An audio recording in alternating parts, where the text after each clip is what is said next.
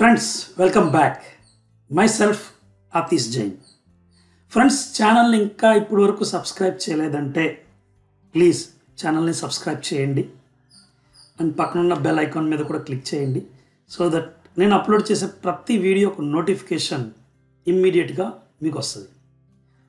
So friends, ఈరోజు సెషన్లో మనం తెలుసుకుంటున్నది ఏంటంటే ఎరేస్, ఫంక్షన్స్, పాయింటర్స్, ఈ మూడు కాన్సెప్ట్స్ని ఒక ఎగ్జాంపుల్ అలా ఇంప్లిమెంట్ చేయాలి.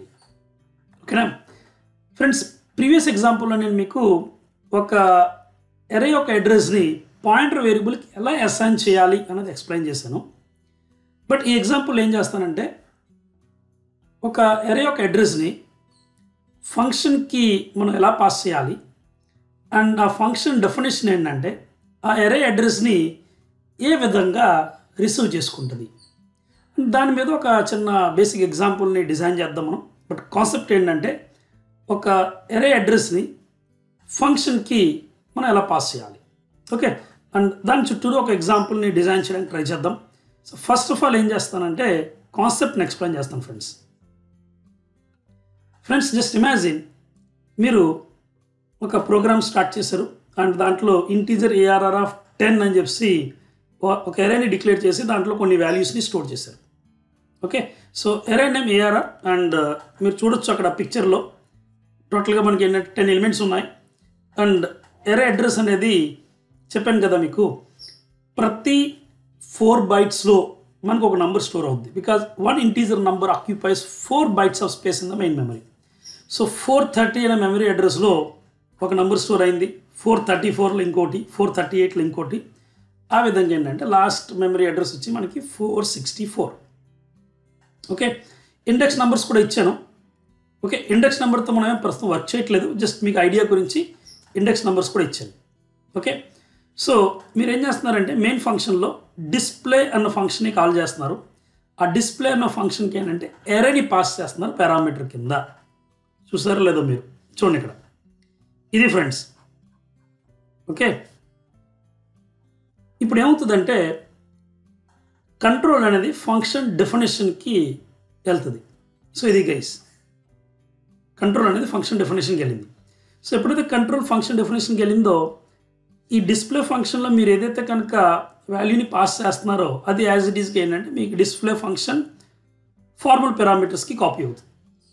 అండ్ గైస్, ఇక్కడ మీరు తెలుసుకోవాల్సిన చాలా చాలా ఇంపార్టెంట్ పాయింట్ ఏంటంటే arrays are passed by reference by default.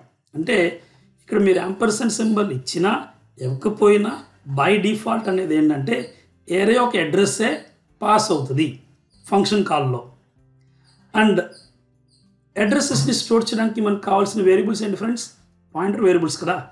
అందువల్లనే ఈ ఫంక్షన్ డెఫినేషన్లో నేను ఈ పారామీటర్ని ఒక పాయింటర్ పారామీటర్ కింద తీసుకున్నాను.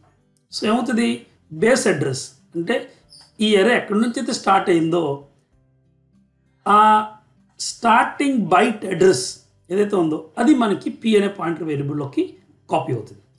అది 430 ఫ్రెండ్స్. టోటల్గా ఎన్ని బైట్స్ ఉంటాయి మనకి? టోటల్గా 40 bytes guys. Is it clear? ఎందుకంటే 10 integers, 1 integer is occupying 4 bytes, then 10 into 4 totally 40 bytes of memory allocate అవుతుంది. అండ్ ఫస్ట్ బైట్ అడ్రస్ వచ్చి ఈ 430 ఇక్కడ స్టోర్ అయింది. ఫ్రెండ్స్ 430 ఉంటుందని కాదు, జస్ట్ ఎగ్జాంపుల్ కోసం నేను ఈ అడ్రస్ని తీసుకున్నాను.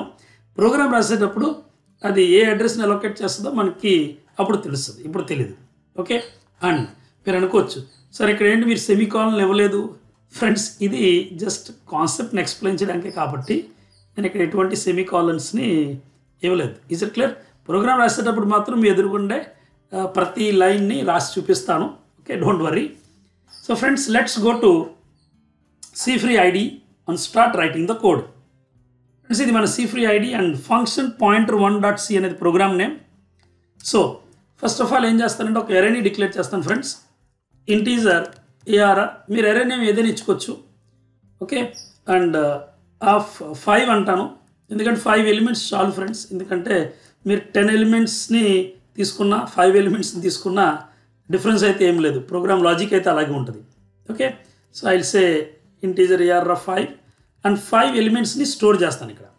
Okay, so first 34, next 67, 54, 89, 100. Okay, ఒక 5 నంబర్స్ని ర్యాండమ్గా స్టోర్ చేశాను. ఇంటీజర్ ఐ అని చెప్పి ఒక ఇండెక్స్ వేరియబుల్ తీసుకుంటున్నాను. ఫ్రెండ్స్, ఇండెక్స్ వేరియబుల్ అవసరం ఉందా? నాకైతే ఓకే, ప్రస్తుతానికి అయితే ఐడియా లేదు, అవసరం ఉందా లేదా తర్వాత చూద్దాం. ఓకే, అవసరం అయితే తీసుకుందా లేదా ప్రస్తుతానికి డిలీట్ చేస్తాను. ఓకే ఫ్రెండ్స్, నా ఏం చేస్తానంటే ఒక ఫంక్షన్ డిక్లేర్ చేస్తాం. ఓకే, సో ఫంక్షన్ పేరు disp_arr అంటే డిస్ప్లే అరే అని అర్థం. అండ్ ఈ ఫంక్షన్ ఏంటంటే ఒక పాయింటర్ని పారామీటర్ కింద తీసుకుంటుంది కాబట్టి ఇంటీజర్ స్టార్ అనండి.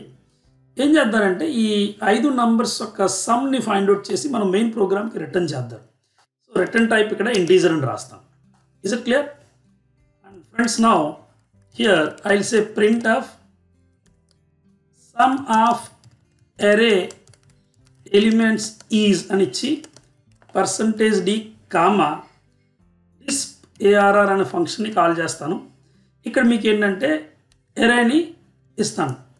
ఫ్రెండ్స్, మీరు ఈ ప్రోగ్రామ్ ఇంకో విధంగా కూడా చేయొచ్చు. ఎలాగంటే మీరు ఏం చేస్తారంటే ఇంటీజర్ రిజల్ట్ అని చెప్పి ఒక వేరియబుల్ తీసుకుని రిజల్ట్ ఈక్వల్స్ టు disp_arr అని చెప్పి ఫంక్షన్ కాల్ చేసి arr అని చెప్పి పారామీటర్ కింద పాస్ చేయొచ్చు. సో మీరు ఇలా చేస్తున్నప్పుడు ఏంటి, రిజల్ట్ అనే వేరియబుల్లో మన రిజల్ట్ వచ్చింది. సో అప్పుడు మీరు ఈ ఫంక్షన్ కాల్ ప్లేస్లో ఇక్కడ రిజల్ట్ అనేవ్వండి. మీ ఇష్టం ఎలా రాసినా పర్లేదు. అండ్ ఫ్రెండ్స్, మీకు చెప్పాను కదా, functions are called by default by reference.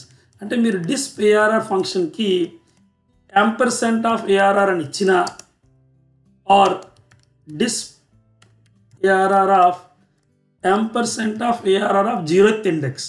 అంటే యాక్చువల్గా ఫస్ట్ బైట్ ఎక్కడ ఉంటుంది, 0th ఇండెక్స్లోనే కదా. సో మీరు 0th ఇండెక్స్లో ఏదైతే కనుక వాల్యూ స్టోర్ అయి ఉందో ఆ బైట్ ఒక అడ్రస్ని ఇవ్వాలంటే ఇలా ఇవ్వాలి. నార్మల్గా మీరు %arr అన్నా పర్లేదు, బట్ గైస్ బై డిఫాల్ట్ వాటిలో ఒక రిఫరెన్సే పాస్ అవుతుంది కాబట్టి మీరు % ఇవ్వకపోయినా పర్లేదు, అది ఆప్షనల్ గైస్. ఓకే, అదొక పాయింట్ ఇక్కడ చెప్పాలనుకున్నాను. నెక్స్ట్, ఫంక్షన్ డిక్లరేషన్ అయిపోయింది, ఫంక్షన్ ఇన్వొకేషన్ అయిపోయింది. ఇప్పుడు ఫంక్షన్ కాల్ ఎక్స్ప్లెయిన్ చేస్తున్నాను. Return type integer guys. disp_arr అనేది function name, integer star X. అంటే ఎప్పుడైతే కనుక లైన్ నెంబర్ 13లో ఫంక్షన్ కాల్ ఉందో కంట్రోల్ ఆ ఫంక్షన్ డెఫినేషన్కి జంప్ అవుతుంది along with the value.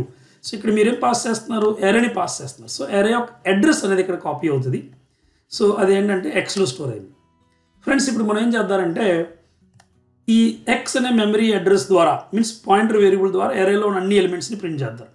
So I అనేది కావాలి కానీ మెయిన్లో అక్కర్లేదు. సో ఈ ఎరేలో కావాలి కాబట్టి ఇండెక్స్ వేరియబుల్ ఐ తీసుకున్నాను. ఫర్ ఐ ఈక్వల్స్ టు 0 అక్కర్లేదు, ఎందుకంటే మనం ఇండెక్స్తో వర్క్ చేయట్లేదు కదా. So directly you can say 1, I is less than or equal to 5 and you can say i++. Friends, now I will say print of /n %u అంటే మనకి memory address print అవుద్ది, %d ఆ అడ్రస్లో ఉన్న value print అవుద్ది. ఇక్కడ చాలా చాలా ఇంపార్టెంట్ పాయింట్ ఫ్రెండ్స్. నేను ప్రీవియస్ ఎగ్జాంపుల్స్ ఎలా ఇచ్చానంటే p, $p. దీని తర్వాత మరి నెక్స్ట్ మెమరీ అడ్రస్ మూవ్ అవ్వాలి కదా, అందువల్ల p++ అన్నాం. Is it clear guys? And మనం సమ్ కూడా ఫైండ్ అవుట్ చేయాలి కదా. సో ఇక్కడ ఇంకొక వేరియబుల్ డిక్లేర్ చేయండి, integer some equals to 0. And ఇక్కడ ఏం చేస్తారంటే మీరు ప్రతిసారి some equals to sum plus $p అనండి, అంతే కదా. లేదా ఫస్ట్ ఈ ఈ ఎరేలో ఉన్న వాల్యూని మీరు సమ్కి యాడ్ చేసి దాని తర్వాత p++ అనండి. ఓకే, అండ్ ఫర్ లూప్లోంచి బయటకు వచ్చిన తర్వాత మీరు ఏం చేస్తారంటే రిటర్న్ సమ్, అంటే సమ్ని మెయిన్ ప్రోగ్రామ్కి రిటర్న్ చేయాలి కదా. So you just return that sum to the main program. That's it guys, program అయిపోయినట్టే. రన్ చేసి చూద్దాము, ఏదైనా ఎర్రర్స్ వస్తే కరెక్ట్ చేద్దాం. ఓకే, సో F5 ఇక్కడ ఏదో తేడా వచ్చినట్టుంది. సారీ, నేను పాయింటర్ వేరియబుల్ నేమ్ ఎక్స్ అని తీసుకున్నాను కదా, అలవాటు కొలిది నేను p అని రాస్తాను. అది ఎర్రర్ వచ్చింది ఫ్రెండ్స్, సారీ, ఏమనుకోవద్దు. ఎక్స్ అండ్ ఎక్స్, ఇక్కడ కూడా $x అండ్ ఇక్కడ కూడా x++. దట్స్ ఇట్ గైస్, ఇంకా ప్రోగ్రామ్ రన్ అవ్వచ్చు మనకి. F5 సెమీకాలన్ మిస్ అయింది. Okay okay okay okay okay fine. F5 ఇప్పుడైతే రన్ అవ్వాలి ఖచ్చితంగా.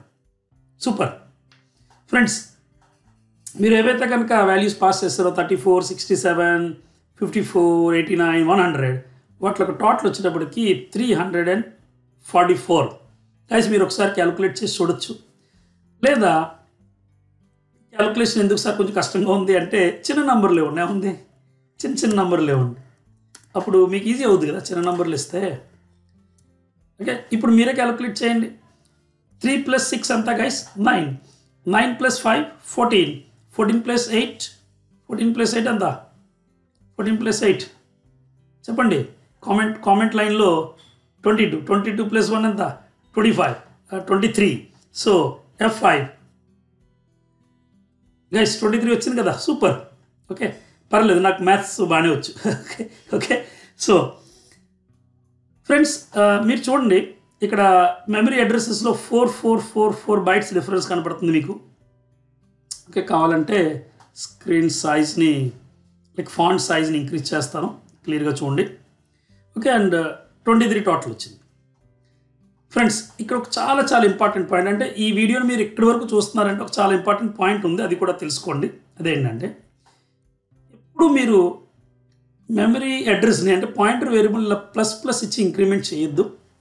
అంటే చేయొచ్చు తప్పలేదు, బట్ మీ రిక్వైర్మెంట్ బట్టి మీరు చూడాలి. అంటే ఇక్కడ ఏమవుతుందంటే ఈ ఎక్స్ అనే పాయింటర్ వేరియబుల్లో అడ్రస్ అనేది ఇంక్రిమెంట్ అవుతూ వెళ్తుంది. మీన్స్ ఈ ఫర్ లూప్ కంప్లీట్ అయ్యే టైంకి మన ఎక్స్లో లాస్ట్ బైట్ అడ్రస్ ఉంటుంది. లాస్ట్ నెంబర్ ఎక్కడైతే స్టోర్ అయ్యి ఉందో దాని అడ్రస్ ఉంటుంది. ఒకవేళ ఈ నంబర్ని మళ్ళీ మీరు ప్రింట్ చేయాలనుకుంటే you last that address. Friends చాలా చాలా ఇంపార్టెంట్ పాయింట్, గ్రహించలేదు. ఈ డేటాని మీరు మళ్ళీ ప్రింట్ చేయాలనుకుంటే ప్రింట్ చేయలేరు. ఎందుకు ప్రింట్ చేయలేరు అంటే ఈ ఎక్స్ అనే వేరియబుల్లో పాయింటర్ వేరియబుల్లో ఏదైతే కనుక మెమరీ అడ్రస్ని మీరు స్టోర్ చేస్తారో ప్లస్ అన్న వల్ల అది అప్డేట్ అవుతూ వెళ్ళిపోయింది. అండ్ ఫస్ట్ అడ్రస్ ఏదైతే ఉందో first byte address you have lost that address. So ఏదైనా సరే ఈ పాయింటర్ వేరియబుల్స్ వర్క్ చేసేటప్పుడు చాలా బెస్ట్ ఏంటంటే మీరు ఈ విధంగా వర్క్ చేయడం బెటర్. అంటే x+i అనండి. ఓకే అండ్ $x+i అనండి. ఇది చాలా చాలా చాలా ఇంపార్టెంట్ పాయింట్ ఫ్రెండ్స్. ఓకే ఇక్కడ కూడా ఏంటంటే మీరు $x+i అనండి. ఓకే సో ఇంకా x++ అక్కర్లేదు. అంటే మీరు ఎక్స్ అనే అడ్రస్ని మోడిఫై చేయకుండా జస్ట్ ఐ యొక్క వాల్యూని అప్డేట్ చేసి దాన్ని ఎక్స్కి యాడ్ చేసుకుంటూ వెళ్తున్నారు. ఓకే అండ్ ఇప్పుడు మీరు ఏంటంటే ఐని 0తో స్టార్ట్ చేయండి.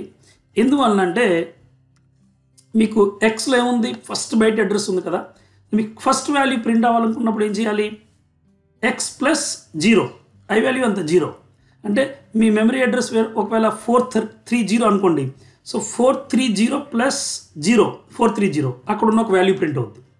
నెక్స్ట్ ఏంటంటే x++ అన్నప్పుడు మీరు x++ అన్నప్పుడు ఏమవుతుందంటే సారీ x++ అట్లేదు i++ అన్నప్పుడు ఏమవుతుందంటే i1 అవుతుంది. సో ఈ ఐ వాల్యూని ఎప్పుడైతే కనుక ఈ పాయింటర్ వేరియబుల్కి యాడ్ చేశారో 430 + ఐ వాల్యూ 1 అలా యాడ్ అవుతుంది ఫ్రెండ్స్. ఎలా యాడ్ అవుతుంది అంటే 430 + i × 4 అవుతుంది. i × 4 ఎందుకంటే పాయింటర్ వేరియబుల్స్ మీద ఏదైనా సరే ఒక ఆపరేషన్ని మీరు పెర్ఫామ్ చేసేటప్పుడు అది వాటిలో ఒక డేటా టైప్ మీద డిపెండ్ అవుతుంది. So next time I value 2 అవుతుంది కాబట్టి 2 × 4 8 బైట్స్ యాడ్ అవుతుంది. నెక్స్ట్ 12 బైట్స్, నెక్స్ట్ 16 బైట్స్, ఈ విధంగా యాడ్ అవుతుంది ఫ్రెండ్స్. అండ్ i = 0, i <= 5 అనాలి. Is it clear? Not equal to sorry <5. That's it guys. And ఒకసారి చూడండి ఈ ప్రోగ్రామ్ని మళ్ళీ రన్ చేసి F5 గైస్ సేమ్ రిజల్ట్ వచ్చిందా లేదా? మీన్స్ ప్రీవియస్ మోడల్కి ఈ మోడల్కి డిఫరెన్స్ ఏంటంటే ప్రీవియస్ మోడల్లో మీరు యాక్చువల్ పాయింటర్ వేరియబుల్ ఒక అడ్రస్ని డిస్ట్రాయ్ చేసేవారు. ఎందుకంటే ++++ అన్నప్పుడు ఏముంది, ఈ ప్రోగ్రామ్ పూర్తయ్యే టైంకి ఎక్స్లో ఏంటంటే లాస్ట్ డిజిట్ అడ్రస్ ఉండేది. మీన్స్ లాస్ట్ డిజిట్ ఏరియాలో ఎక్కడైతే స్టోర్ అయి ఉందో దాని ఒక అడ్రస్ ఉండేది అన్నమాట మన పాయింటర్ వేరియబుల్లో. ఇప్పుడు మనం పాయింటర్ వేరియబుల్ని డిస్టర్బ్ చేయకుండా ఆ పాయింటర్ వేరియబుల్ని యాజ్ ఇట్ ఈస్గా ఉంచి కేవలం ప్రింట్ చేసేటప్పుడు మాత్రమే ఈ ఐ వాల్యూని యాడ్ చేసుకుంటూ వెళ్తున్నాం. Is it clear? So I value initially 0, so 0 × 4 0, దాని తర్వాత 1 × 4 2 × 4 3 × 4 ఈ విధంగా ఏంటంటే 4 బైట్స్ డిఫరెన్స్ అనేది మీకు యాడ్ అవుతూ వెళ్తుంది. బట్ మీ పాయింటర్ వేరియబుల్ అయితే కనుక యాజ్ ఇట్ ఈస్గా ఉంటుంది. కేవలం ప్రింట్ చేసేటప్పుడే ప్రింటింగ్ టైంలోనే మీకు యాడ్ అవుతుంది. Is it clear friends? Friends, ఒకవేళ ఈ వీడియో కనుక మీకు నచ్చినట్లయితే ఖచ్చితంగా లైక్ చేసి షేర్ చేయండి. ఇలాంటి వీడియోస్ మీరు మరిన్ని చూడాలనుకుంటే వెంటనే ఛానల్ని సబ్స్క్రైబ్ చేయండి. Guys, thank you so much. Bye and take care. See you in next video.